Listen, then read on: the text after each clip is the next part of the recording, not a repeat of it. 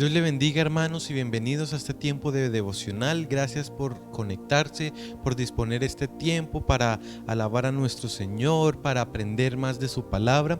Quiero iniciar este tiempo con una oración. Padre bendito, estamos ante ti, Señor, te alabamos, Dios, te honramos, te agradecemos, Señor, porque hasta aquí tú has sido bueno, Señor, porque tu misericordia, Señor, ha estado con nosotros, Señor maravilloso. Te damos gracias, Dios, por cada una de las personas que se conectan, Señor, que disponen este tiempo, Señor, para aprender de ti, Señor. Gracias, Dios, por esa disposición de cada uno de ellos, Señor, de cada uno de nosotros, Dios de los cielos. Gracias, Dios, por la reflexión que voy a dar en este momento, Señor. Te pido, Dios, que no sean palabras de hombres, Señor, sino que sean palabras tuyas, Dios de los cielos, que tú hables a nuestras vidas, Señor, por medio de esta reflexión, Señor. Pongo la vida de las personas que están escuchando en tus manos, Señor. Los bendigo, Dios de los cielos, en el nombre de Jesucristo. Amén y amén. El tema del día de hoy es la seguridad de la salvación, pero antes debemos saber cómo obtener esa salvación para ahí sí saber por qué estamos seguros de ella. Entonces, para obtener la salvación hay unos pasos que debemos seguir. El primer paso es reconocer que somos pecadores, y quiero leer Romanos capítulo 3, versículo 23. Romanos 3, 23. Y dice así: porque cuanto todos pecaron y están destituidos de la gloria de Dios. El versículo nos está dando a entender que todo el mundo pecó. No hay un hombre sobre la faz de la tierra o mujer que no haya cometido algún pecado o algún error. La única persona que fue perfecta y que sigue siendo perfecta es Jesús, pero nosotros, el resto de humanos, de personas, siempre en alguna parte de nuestra vida vamos a cometer un error o un pecado. Entonces lo primero es reconocer que hemos pecado. Lo segundo es arrepentirme de esos pecados. Mateo 4, 17. Mateo 4, 17. Y dice así: desde entonces comenzó Jesús a predicar y a decir: arrepentíos, porque el reino de los cielos se ha acercado. Después de que nosotros sabemos que cometimos un error, que pecamos, viene eso en nuestra mente o en nuestro subconsciente que se llama arrepentimiento. Como que, uy, yo me equivoqué, uy, yo hice esto mal, uy, yo le fallé a Dios, le fallé a tal persona. Arrepentimiento. Después de pecar viene el arrepentimiento, esa sensación como de culpa, de que hicimos las cosas mal. Eso es lo segundo. ¿Qué viene después de esto? Pedir perdón. Efesios capítulo 1, versículo 7. Efesios 1, 7. Y dice así: en quien tenemos redención por su sangre, el perdón de pecados según las riquezas de su gracia. ¿De quién está hablando aquí? De Jesús. Entonces, en Jesús tenemos redención por su sangre y el perdón de nuestros pecados. Entonces, hay muchas personas que sí se sienten culpables cuando pecan, cuando le fallan a alguien, pero no pasan de ahí, como que sí se sienten culpables, pero no hay algo más. El siguiente paso a dar es el perdón, pedir perdón. Dios, perdóname, hice tal y tal cosa, te fallé, Dios, en fin, o con una persona te fallé. Porque sí, después del arrepentimiento viene el perdón.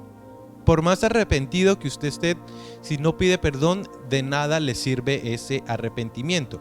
Y cuarto es apartarme del pecado. Segunda carta a los Corintios, capítulo 5, versículo 17. Segunda Corintios 5, 17, y dice así: de modo que si alguno está en Cristo, nueva criatura es. Las cosas viejas pasaron, he aquí todas son hechas nuevas. Entonces, después de tener este tiempo de perdón, de arrepentimiento, todo eso, todos esos errores, esos pecados que nosotros cometíamos antes, los debemos dejar atrás. ¿Por qué? Porque hay un cambio en nosotros, porque Jesús entró a nuestra vida, entró a nuestro corazón y debería haber un cambio. Dice el versículo que somos criaturas nuevas, no somos como éramos antes. A partir de ese momento en el que aceptamos que somos pecadores, aceptamos a Jesús en nuestro corazón, somos criaturas o somos seres nuevos. Entonces todos esos errores, esos pecados, todas esas prácticas que hacíamos antes no deberían estar en nuestra vida. Y como punto extra adicional, la salvación es por gracia. Efesios 2, 8 y 9. 8 y 9. Dice así: porque por gracia sois salvos por medio de la fe, y esto no de vosotros, pues es don de Dios, no por obras, para que nadie se gloríe. Entonces la Biblia es muy clara y nos deja bastante específico de que no nos vamos a salvar. La salvación no va a ser por todas las donaciones que hice, por todos los mercados que regalé, por todas las monedas que le di a los habitantes de la calle o a las personas que las piden en las calles. Eso no me va a traer salvación. Lo debemos hacer, sí, la Biblia dice que debemos hacer estas cosas, pero eso no va a traernos salvación. La salvación es por gracia, y la gracia es ese regalo que Dios nos da, pero que no merecíamos. ¿Listo? Entonces ahora sí, ya que somos salvos, que tenemos la salvación, ¿cómo tenemos seguridad de ella? De que la tenemos realmente. Entonces, primero, la Biblia nos dice que somos salvos desde ahora, desde el momento en que aceptamos a Jesús. Vamos a leer en Juan capítulo 3, 18. Juan 3, 18 dice así: el que en él cree no es condenado, pero el que no cree ya ha sido condenado porque no ha creído en el nombre del unigénito Hijo de Dios. Aquí el versículo nos está dando a entender de que cuando aceptamos a Jesús ya pertenecemos, o ya Dios está haciendo ese pacto con nosotros de que nos va a salvar, de que aceptamos a Jesús en nuestro corazón y por su sangre tenemos redención o perdón de nuestros pecados. Entonces desde ahora no es que yo pido perdón y se hace efectivo en un año, en 3 años, y entonces durante ese tiempo no soy salvo. No, la palabra nos dice que a partir del momento en que aceptamos a Jesús en nuestro corazón somos salvos. También tenemos la seguridad de la salvación porque Dios no rompe su contrato o sus promesas.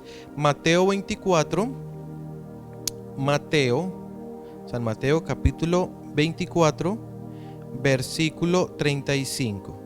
Mateo 24, 35 dice así: el cielo y la tierra pasarán, pero mis palabras no pasarán. Las palabras de Dios son todo lo que Él ha dicho, todo lo que está escrito en la Biblia. Y en la Biblia Él nos dice o nos da la seguridad de que vamos a ser salvos por medio de su Hijo Jesucristo. Y entonces, si Él nos hace esta promesa, quiere decir que la va a cumplir, que nunca va a ser rota por parte de Dios. Pero entonces, la seguridad de la salvación, ¿por qué? Si nunca la voy a perder, ¿por qué necesito seguridad de algo que no voy a perder? Y la cosa es que sí la podemos perder, pero no por parte de Dios, sino por parte nuestra. Entonces el peligro de perder la salvación está en nosotros. ¿Y por qué? Entonces, primero, por descuido o abandono. Hebreos capítulo 2, versículo del 1 al 3. Dice así: por tanto es necesario que con más diligencia atendamos a las cosas que hemos oído, no sea que nos deslicemos, porque si la palabra dicha por medio de los ángeles fue firme y toda transgresión y desobediencia recibió justa retribución, ¿cómo escaparemos nosotros si descuidamos una salvación tan grande, la cual habiendo sido anunciada previamente por el Señor, nos fue confirmada por los que oyeron? Entonces, en cualquier relación de trabajo, de relaciones personales, siempre hay un factor que separa o que quita, que hace que las relaciones se dividan, y es el descuido o el abandono. Cuando solemos dejar una cosa quieta, un objeto, ese objeto tiende a dañarse, a llenarse de polvo, a no servir. Lo mismo pasa con nuestra relación con Dios. Cuando la descuidamos, cuando la dejamos por allá sola, que de pronto hablamos con Dios cada domingo, cada sábado, cada jueves o cada martes que hacen el devocional, entonces esa relación con Dios se va deteriorando, deteriorando. Pero no porque Dios quiera, sino que es porque nosotros abandonamos o dejamos a Dios. Amén. La segunda cosa por la cual podremos perder la salvación es por falta de perseverancia hasta el final. Mateo 10, 22, Evangelio de San Mateo, capítulo 10, versículo 22. Y dice la parte B del versículo: mas el que persevere hasta el fin, este será salvo. Todos sabemos que la vida cristiana no es una carrera de velocidad, sino que es una carrera de resistencia.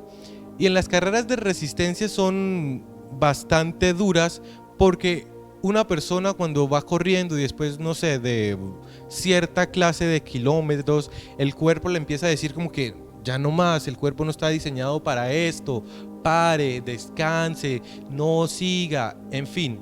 Eso también nos pasa a nosotros en la vida cristiana. Hay momentos donde no queremos más, donde queremos parar, donde queremos renunciar, mirar atrás hasta de pronto desviarnos, no hacer nada más. Pero la palabra de Dios nos dice que el que persevere hasta el fin, este será salvo. Hasta el fin de nuestra vida, hasta el fin de los tiempos, hasta el fin que Dios decida llamarnos a nosotros o que Él venga, debemos ser fieles con Dios y para Dios hasta el fin. No importa lo que venga, no importa lo desanimados que estemos, siempre debemos confiar en Dios y serle fiel a Dios y perseverar hasta el fin. También corremos peligro de perder la salvación cuando nos apartamos de Dios y volvemos al pecado. Hebreos 3, versículo 12. Dice así: mirad, hermanos, que no haya ninguno de vosotros corazón malo de incredulidad para apartarse del Dios vivo. Eso va un poco ligado también con el primer punto de descuidarlos. Cuando nos apartamos de Dios, las cosas tienden a ir mal, tienden a ir, a ver, a veces entre comillas, como que, me fui de la iglesia y como que todo se arregló, entre comillas, pero pasa el tiempo, pasa los días, meses y como que hace falta algo en la vida de nosotros. Ese algo obviamente es Dios. Nadie va a llenar ese vacío que hay en nosotros, solamente Dios. Es como esa pieza del rompecabezas que solo va ahí. No hay ninguna otra pieza igual que pueda caber ahí. Eso pasa en nuestra vida. Entonces, cuando nos apartamos de Dios, tendemos a pecar, a volver al pecado, a volver todas esas cosas que dejamos atrás antes de aceptar a Jesús como nuestro Salvador. Y lo cuarto es practicando el pecado. Primera de Juan, capítulo 3, versículo 8. Primera de Juan 3, 8. Y dice así: el que practica el pecado es del diablo, porque el diablo peca desde el principio. Para esto apareció el Hijo de Dios, o sea Jesús, para deshacer las obras del diablo. Entonces, la Biblia muy claro nos dice, cuando practicamos el pecado, ya no estamos con Dios. Ahí no vale nada de que, no, pero es que yo peco, pero yo voy a la iglesia, yo todavía amo a Dios, yo alabo a Dios, pero sí, yo todos los fines de semana voy a una discoteca, o voy y tomo, yo no sé qué más cosas harán o hacemos. Cuando hacemos eso, la Biblia nos dice que no estamos con Dios, que estamos con el diablo, es decir, estamos practicando el pecado. Pero entonces, cuando estamos en estos momentos de pecado, de que no queremos, ¿qué debemos hacer? Lo primero es recurrir a nuestro abogado. Primera de Juan, capítulo 2, versículo 1. Primera de Juan 2, 1. Dice así: hijitos míos, estas cosas os escribo para que no pequéis. Y si alguno hubiere pecado, abogado tenemos para con el Padre, a Jesucristo el justo. Entonces, si nosotros hemos pecado, le hemos fallado a Dios, lo que nos dice la Biblia es que tenemos un abogado. Jesús es nuestro abogado defensor, es ese abogado de esas personas o de esas personas que a veces le fallamos a Dios, ¿ok? En ocasiones le fallamos a Dios. Amén. También debemos, lo segundo es pedirle que nos perdone y que nos limpie. En Primera de Juan también, pero capítulo 1, versículo 9, dice así: si confesamos nuestros pecados, Él es fiel y justo para perdonar nuestros pecados y limpiarnos de toda maldad.